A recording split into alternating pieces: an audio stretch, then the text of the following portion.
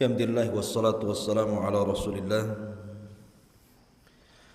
wa ala alihi wa sahbihi wa mawalah wa la hawla wa la quwata illa billahi wa ba'du. Alhamdulillah, segala puja dan puji hanya milik Allah subhanahu wa ta'ala. Salawat dan salam kita hadiahkan kepada Rasul kita Muhammad sallallahu alaihi wasallam. Kita kembali membahas Al-Qasas wal Quran, kisah-kisah dan ayat-ayat Al-Quran. Ma'asyiral muslimin yang dimuliakan Allah subhanahu wa ta'ala, kita tahu bahwa masing-masing para nabi itu diberikan mukjizat oleh Allah subhanahu wa ta'ala. Dan sering saya katakan bahwa keanehan di permukaan bumi itu ada 3 macam. Pertama, mukjizat, dan itu khusus para nabi dan rasul. Yang kedua, karamah, dan itu khusus pada wali-wali Allah.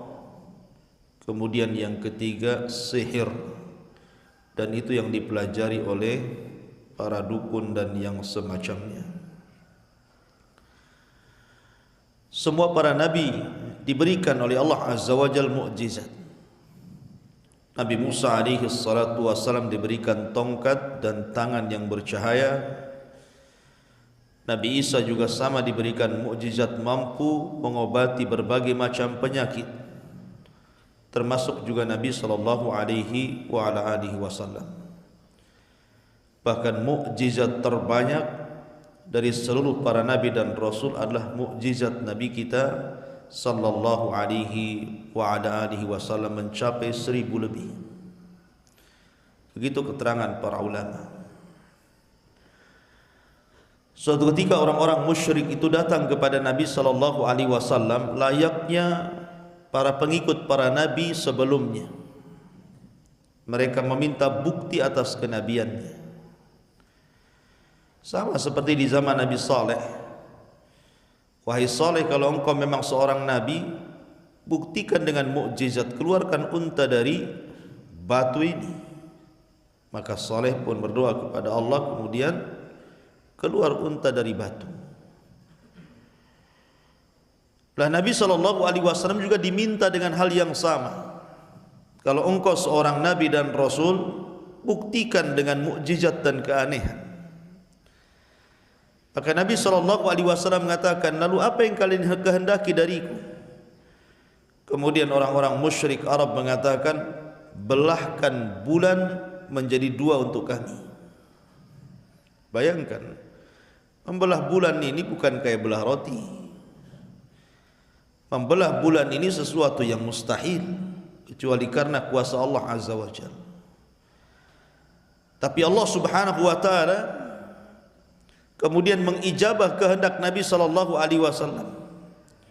Ketika Nabi SAW mengisyaratkan kedua tangannya ke langit, telunjuknya ke langit, tiba-tiba bulan itu pecah menjadi 2. Ada yang mengatakan separuhnya jatuh persis di atas Jabal Abi Qubais yang sekarang jadi kerajaan. Jabal Abi Qubais ma'ruf di Mekah, ya. Dan separuhnya tetap tergantung pada porosnya dan disaksikan oleh seluruh manusia, bukan hanya orang Arab, karena bulan itu bisa dilihat dimanapun.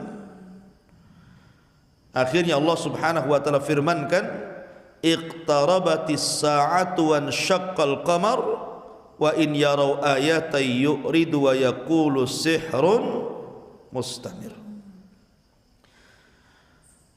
Saat hari kiamat semakin dekat, maka bulan pun akan terbelah, kata Allah. Dan jika mereka orang-orang musyrikin melihat suatu tanda mukjizat, mereka berpaling dan berkata, ini adalah sihir yang datang dari Muhammad terus menerus.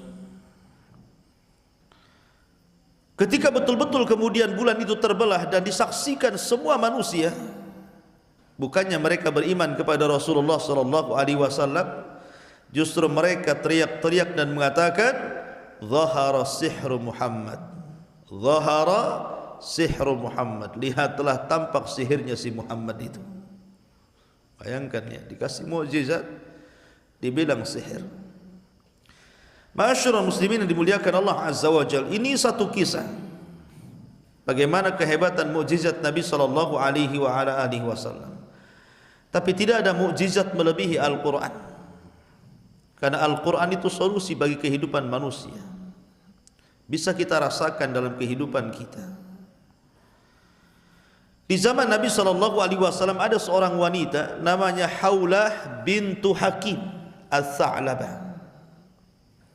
Haulah bintu Hakim Al-Tha'labah menikah dengan seorang namanya Aus ibn Samit.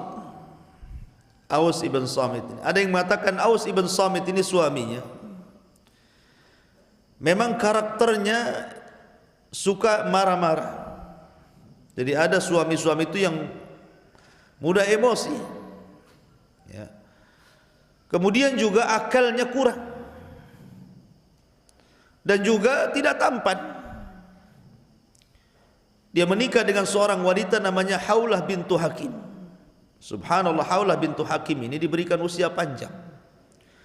Dia hidup di masa Rasul sallallahu alaihi wasallam sampai di masa Umar bin Khattab radhiyallahu anhu. Jadi ketika Umar bin Khattab radhiyallahu anhu menjadi Amirul Mukminin, menjadi khalifah kedua setelah Abu Bakar Siddiq radhiyallahu anhu, Umar bin Khattab ini berjalan bersama pembantunya, melihat-lihat pasar.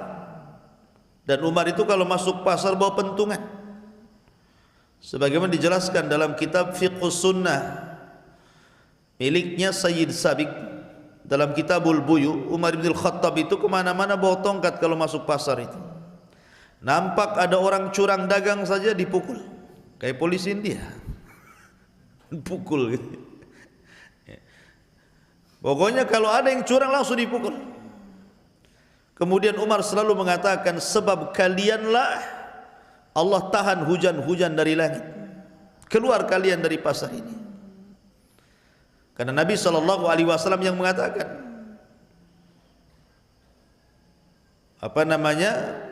kalau seandainya mereka itu sudah mengurangi takaran dan timbangan, illa ukhidu bisinin, kecuali mereka akan ditimpakan pacaklik yang berkepanjangan. Makanya Umar selalu mengatakan, keluarlah kalian gara-gara kalian pacaklik ini turun. Sambil dipentung suruh keluar dari pasar. Lah ketika Umar suatu ketika jalan-jalan bersama pembantunya, rupanya dia dikejutkan dengan seorang nenek tua. Sudah tua nenek ini. Tiba-tiba memanggil, ya Umair, ya Umair katanya. Bukan Umar, Umair. Ya, menggunakan isim tasghir. Ya Umair. Ini nama pengecilan namanya. Sama dengan Sulaiman. Sulaiman itu Salman kecil. Kalau Salman itu besar, kalau Salman kecil disebut Sulaiman. Umar, Umair. Ya Umair. Ya Umair gitu. Dulu engkau masih kecil, suka berada di pasar Ukat. Kemudian kau jadi remaja, sekarang jadi Amirul Mukminin, sombong ya. Bahasa kita ya seperti itu loh. Ya. Pakai bahasa saya, bukan bahasa perempuan ini. Oh, sekarang sudah sombong ya katanya. Maka Umar bin Khattab radhiyallahu anhu menatap wanita itu. Dilihatnya wanita itu.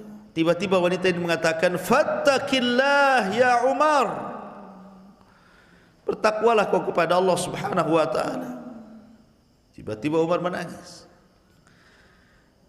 Terus wanita ini menasihati Umar bin Khattab sampai khadimnya ini, bodyguardnya, mengatakan, "Uskuti ya fulana, diamlah wahai fulana. Kau sudah membuat Umar bin Khattab menangis." Maka Umar mengatakan, "Diam kamu, biarkan wanita ini bicara. Kamu tahu enggak siapa dia?" Kata pembantunya, "Saya tidak tahu siapa dia." Kata Umar bin Khattab, "Dialah Haulah bin Hakim." Dialah Haulah bin Hakim. Haulah bin Hakim itulah yang suka mencarikan jodoh Nabi. Dia yang datang kepada Abu Bakar Siddiq radhiyallahu anhu meminta Aisyah untuk menikah dengan Nabi. Haulah bintu Hakim ini. Bahasa kitanya apa? Kalau tukang cari jodoh itu. Ya. Jadi akhirnya kemudian kisah yang menarik adalah Haulah bintu Hakim ketika menikah dengan Aus ibn Samit. Lah Aus ibn Samit ini temperamen orangnya, mudah emosi karena memang akalnya agak kurang dan tidak tampan orangnya. Tetapi subhanallah, memang perjodohan di zaman itu seperti itu. Orang-orang Arab kan biasa main jodoh-jodohkan kan. Awalnya tidak cinta, lama-lama cinta kan gitu ya. Karena cinta itu kuasa Allah, bukan kuasa kita. Awalnya benci jadi cinta. Ya. Akhirnya lama-lama Haulah juga suka dengan suaminya. Dari pernikahan itulah akhirnya banyak keluar keturunannya, anak laki-laki dan perempuannya. Sudah tua, ada kasus. Tiba-tiba kemudian Aus ibn Samit ini marah kepada Haulah bin Hakim dan mengatakan, anti ka dhahri ummi, kamu itu seperti punggung ibuku. Maka Haulah bintu Hakim menangis karena kalimat itu menurut orang jahiliyah kala itu adalah cerai, sama dengan mengatakan saya talak kamu. Datanglah Haulah bintu Hakim kepada Nabi SAW mengadukan perkaranya. Ya Rasulullah, suamiku sudah menceraikan diriku, tolong satukan kembali kami. Tapi Rasul mengatakan, fa kaifa wa qad qil, bagaimana itu sudah dikatakan, bagaimana caranya? Tidak bisa, kau tidak boleh lagi bergaul dengan suamimu. La Haulah bintu Hakim ini terus meminta kepada Rasulullah untuk mencarikan solusi, tapi jawaban Rasul sama. Sampai klimaksnya Haulah bintu Hakim ini sudah menjerit hatinya karena tidak mau dipisahkan dengan suaminya, karena melihat anak-anaknya.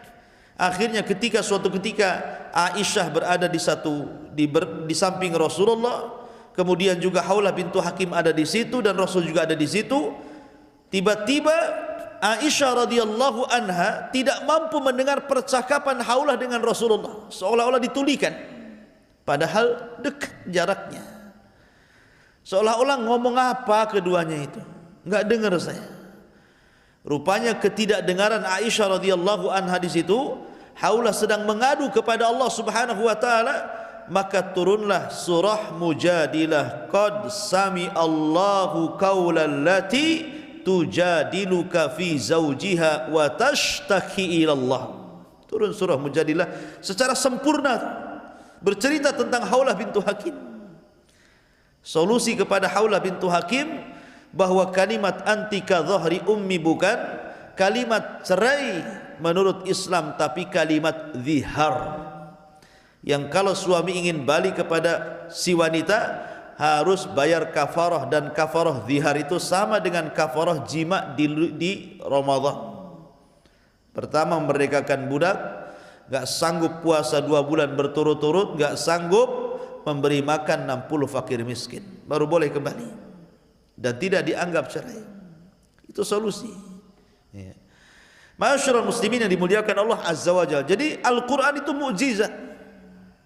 Karena Al-Quran itu bukan keputusan, bukan keinginan Rasulullah, tidak. Kalau memang Nabi SAW Al-Quran datang dari Rasul, tentu Rasul sudah berfirman seperti itu kan. Tapi Rasul menunggu sampai kemudian turun wahyu.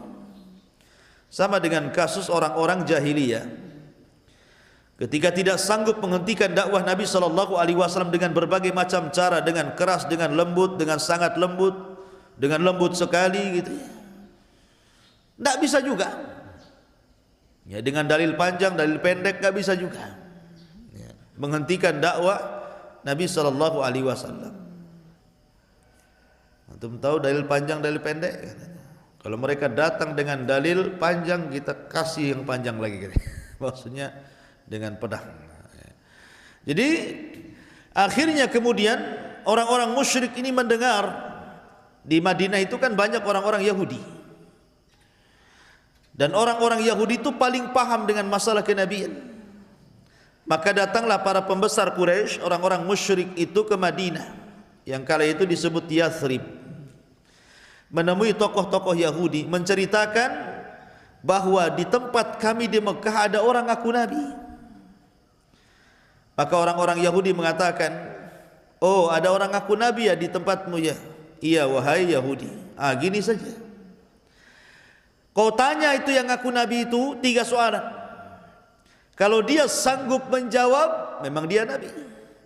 Kalau dia tidak sanggup menjawab, dustakan kenabiannya, karena jawaban ini hanya bisa dijawab oleh para nabi. Nanti saya kasih kunci jawabannya. Kan enak tuh kalau ujian ada kunci jawaban tuh. Pasti 100 nilainya, kecuali otaknya error gitu ya. Jadi akhirnya diajari orang Yahudi, tanya kepada orang yang ngaku nabi di Mekah itu, 1, anak muda yang keliling dunia sampai ujung timur barat, kemudian sampai ujung utara dan selatan, bagaimana kabarnya? Yang kedua, anak-anak muda yang terjerembab dalam goa, kemudian ditidurkan ratusan tahun, bagaimana kondisinya? Kemudian yang ketiga, tanya tentang ruh.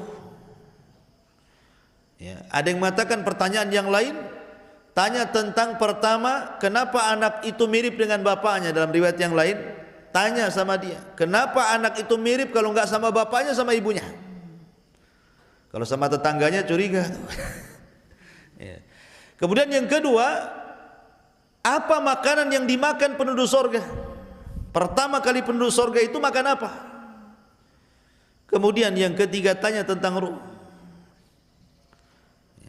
Terus apa jawabannya? Kata orang Yahudi ini, jawabannya 1, 2, 3, 4. Cocokkan jawabannya dengan dia. Kalau cocok, memang dia seorang nabi. Kalau tidak cocok, dustakan kenabiannya. Oh, orang musyrik senang tuh, punya soalan untuk menguji Nabi sallallahu alaihi wasallam. Pulang mereka dari Yathrib menuju Mekah. Maka menghadaplah para pembesar itu kepada Nabi sallallahu alaihi wasallam dan mengatakan, ya Muhammad, kami memiliki 3 soalan untukmu. Kalau kau jawab dengan benar, kami siap beriman mengikuti agamamu. Tapi kalau kau salah menjawab, berarti kau ini hanya orang yang ngaku-ngaku nabi saja. Kamu ini palsu, nabi palsu.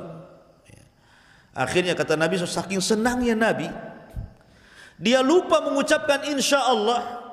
Jawabannya besok. Harusnya kan ghadan insya Allah, kan begitu ya? Besok nanti jawabannya insya Allah.